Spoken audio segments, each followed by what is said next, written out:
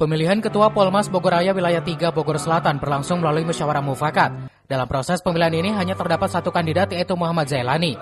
Dengan demikian, Muhammad Zailani atau Dendani ditetapkan sebagai ketua secara aklamasi.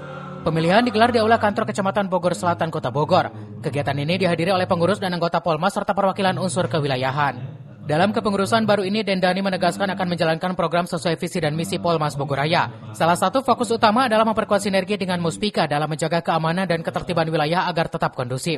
Aklamasi, alhamdulillah atas dorongan dan dukungan dari rekan-rekan pengurus Raya Polmas Bogorraya Wilayah 3 Bogor Selatan. Saya secara aklamasi terpilih menjadi Ketua Polmas Bogorraya Wilayah 3 Bogor Selatan. Untuk visinya adalah mewujudkan cipta kondisi agar kesinergian antara Polri, Polmas Bogorraya dengan masyarakat. Dengan terpilihnya Dendani sebagai ketua baru, diharapkan Polmas Bogorraya Wilayah 3 semakin aktif dalam mendukung upaya pemeliharaan keamanan dan ketertiban masyarakat. Dari Kota Bogor, Wawan Supriyatna melaporkan.